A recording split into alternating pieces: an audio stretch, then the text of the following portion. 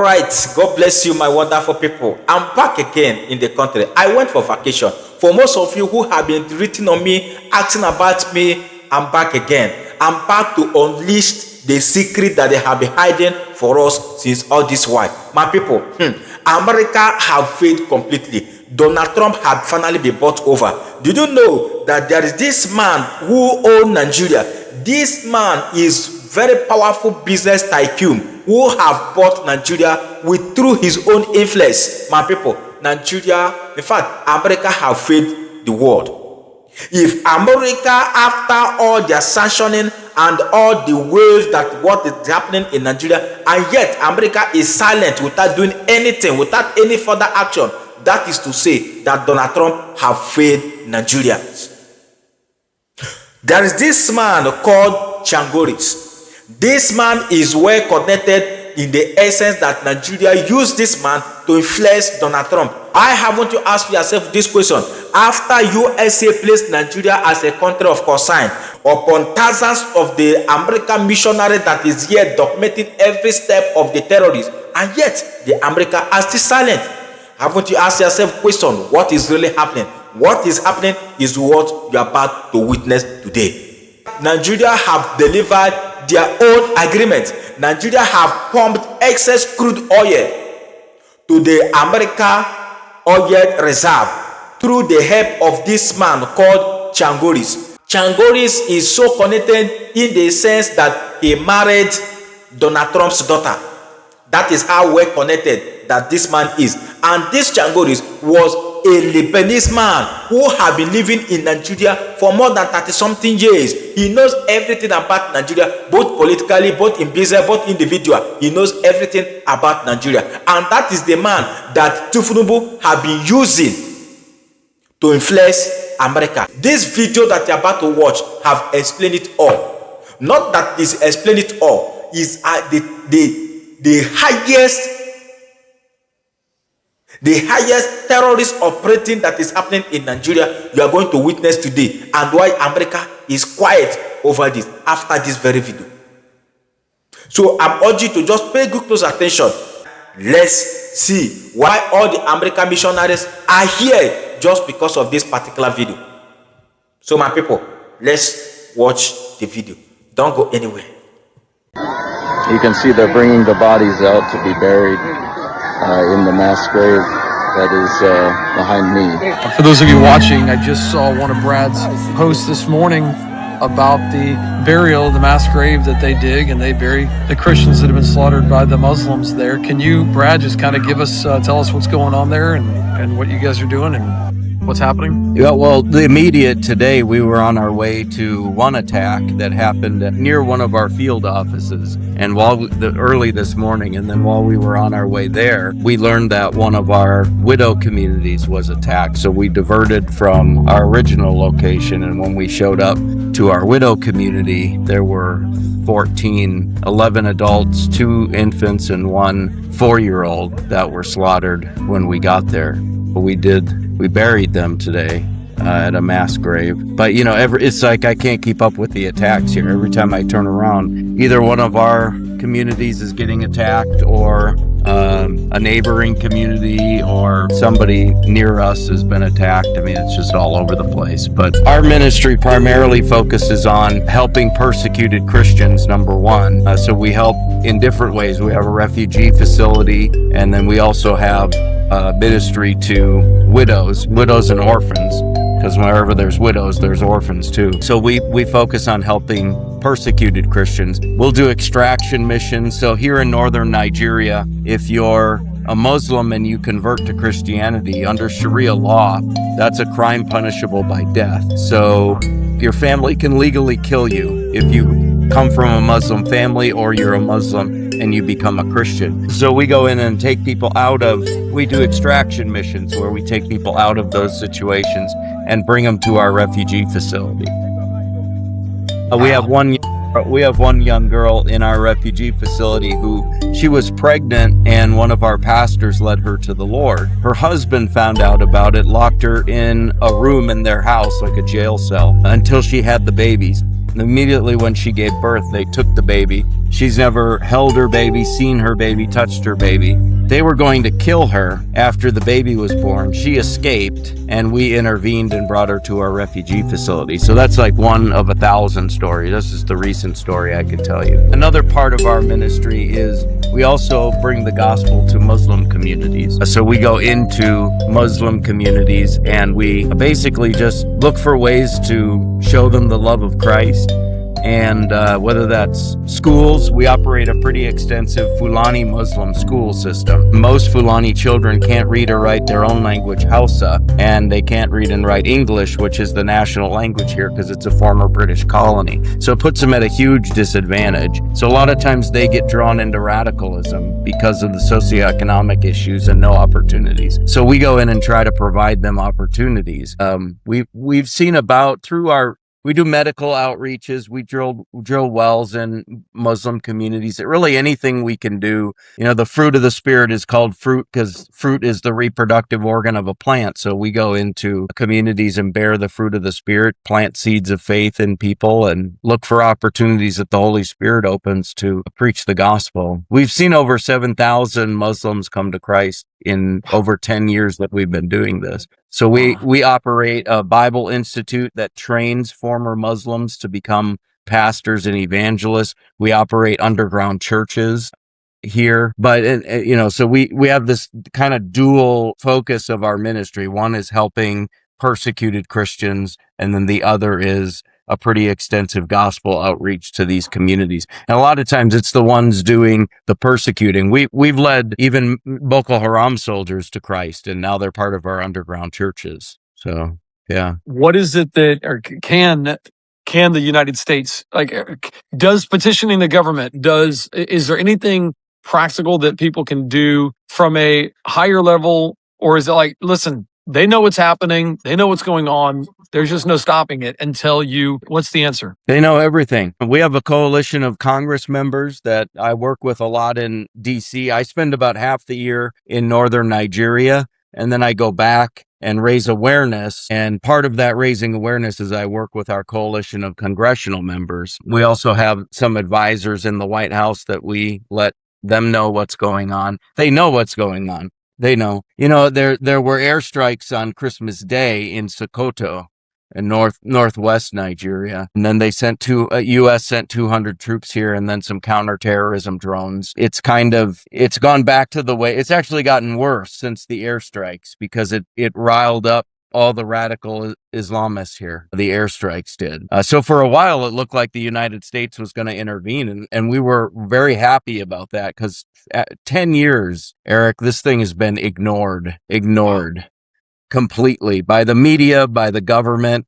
I mean, under the Biden administration, and I'm not political. I try not to be political, but I have one issue. I tell people I have one issue. My issue is Nigeria. That's my calling. But under the Biden administration, he took Nigeria off the country of particular concern list. That year, there were 8,000 Christians that were killed here. Unbelievable. Yeah. So there's been, I don't even know how to explain it. I wish I knew the answer. Why is it being ignored? I don't know, but it's hard to get the media to pay attention to this. It's hard to get government to pay attention to this. I've gone back and forth. Is it economy? Is it an African thing? Is it a black thing? I mean, my mind's all over the place because I can't figure out why.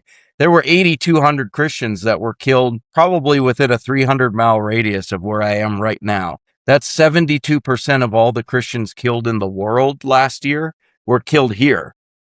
And nobody's talking about it. Nobody's talking about it? What? And this isn't made up. I'm here. I'm seeing it. I buried 14 people today in a mass grave. I've racked my brain. I've gotten frustrated. I've gotten mad. I'm beyond all of that because it's insane. We try to raise awareness. I do a lot of media interviews in the US. So there are some outlets that are picking it up.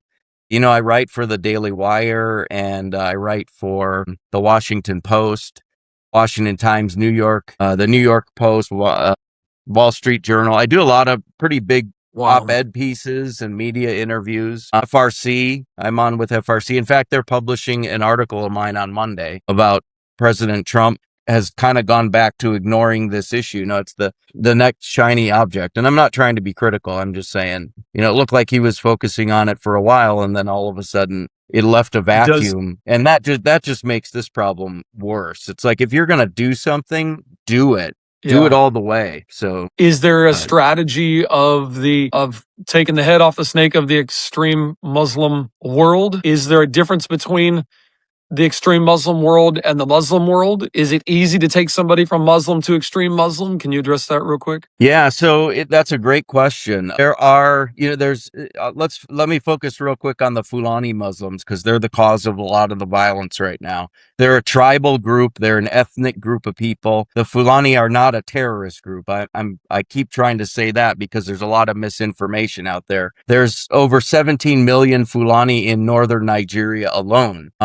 And there's a small percentage that are causing a significant amount of the damage. In fact, the attack that happened to our widows this morning was a Fulani attack. But I would say most of them, the vast majority of them, are not radicalized, and they're peaceful. So we'll even go into those communities and minister to them.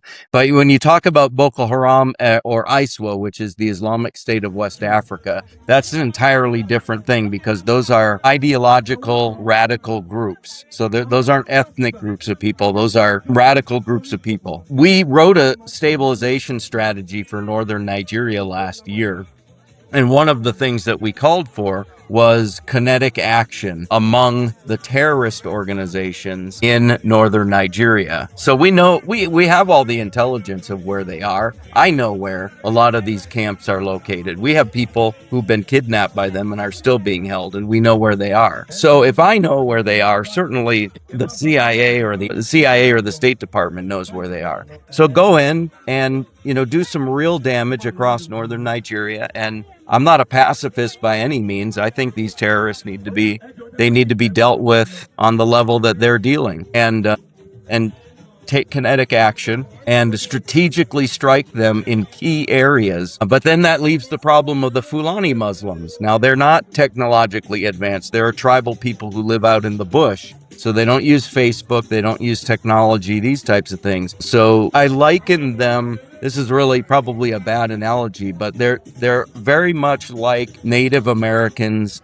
in the US. So they're very tribal, very segregated people, very factionalized people. So you're not going to find an agreement among any of them. They have different tribes even among themselves, and they fight against each other. Well, in the consequences of that is they also are fighting against Christians. What they're trying to do, and they're being radicalized and motivated a lot of times by groups like Boko Haram and ISWA. So Boko Haram and ISWA will recruit the Fulani Muslims to go do a lot of this stuff that they're doing. They're being empowered by the government here, because the government, as much as they like to make it seem like it's an inclusive government, it's a Muslim government. The Constitution here mentions Sharia law and Islam 147 times. Mentions Christianity 0. Wow. So they like to claim that it's this inclusive government for Christians and Muslims. It's not. And the government has an interest in keeping the North destabilized, because they're using the North to funnel in a lot of money from other countries. So like, terrorist organizations like Boko Haram and ISWA will be funded by, previously funded by Iran. I don't know. I haven't seen the latest since our conflict in Iran started. But Libya and other pro-terrorist governments will funnel money here. You also have billionaires who are pro-terrorist from the Middle East that funnel millions of dollars into northern Nigeria. So they use it as a conduit. So to keep it destabilized is in their interest. And that's really what is at the core of it. I was in D.C. last December, and I was talking to one of our coalition members, Congress member, and he said, we had a visit from the Nigerians. And I said, what do you mean? And he said, yeah, they're trying to lobby us. And I said, what are you talking about? Come to find out, he said that the Nigerian government had hired DCI, which is a Washington-based lobby firm, to go around and lobby on behalf of the Nigerian government to cover up this genocide. Like, no, it's not going on. It's not going on. So I went to the DOJ and I pulled the disclosure documents. Every lobby firm has to disclose what they're doing. So I pulled the disclosure documents, and they hired DCI. The Nigerian government hired DCI to the tune of $9 million, lobby Congress to ignore this thing. So there's a concerted effort, absolutely, by the Nigerian government. And sometimes I think, are they paying the American media to stay quiet? To be quiet, no kidding. Yeah, No there's kidding. got to be something. There's got to be something. Well, I keep seeing it on So- X, and that's where I'm grateful I'm seeing it on X, but that's what people on X are saying is nobody's covering this. This makes no sense at all. This should be It makes no sense. international news right now. It should be bigger than Iran. Yeah. It should be bigger than any conflict we've had in the last 10 years, particularly now, because it's at a fever pitch. I've never seen it this bad. I've been here for over 10 years. I've never seen it this bad. Well, I'm just getting accustomed to your website here, acrossnigeria.org. Hey, guys, please go check it out. You can sign up for their emails. You can get involved. You can see the projects they're doing. Right at the top is a give now to support what they're doing. Tanya and I will be doing that. Tanya, I'm giving away some money. You can Thank pray you. for them. Guys, this is the real deal. This is the real deal. So Christians, let's help support the persecuted Christians around the world. I travel to college campuses. I speak to people on different things and a lot of different stuff and do a lot of traveling. But I'm like, I'm sitting here at home in my house today. I'm not even on the road. You had to miss your son's. I just saw that on your Facebook. Miss your son's graduation from boot camp. And wow, thank you. You have watched the video with a heavy tears in my eyes. I have witnessed what I have never witnessed before. What else did America want to witness before they come to the aid of the Christians in Nigeria? Look at what the Islamic jihadist is committing in Nigeria, and yet America is silent. That is to say that America have been bought over. You see, I told you that Donald Trump have compromised. After all the waves, after placing Nigeria as a country of concern, you see, is what that is not happening, is not yet happening, is still happening. More than what we have witnessed before, and yet they are silent. That is the evidence, clear evidence that America have been flexed.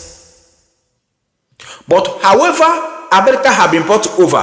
What I'm assuring you here is that Biafra is closer than you can ever imagine. For those of you who don't know what is happening, it will going to be, in fact, it's going to shock all of you. It will shock all of you because you don't know what is happening. There are something that I would not be mentioned here. There are something that I cannot expose here. He's working in our own good.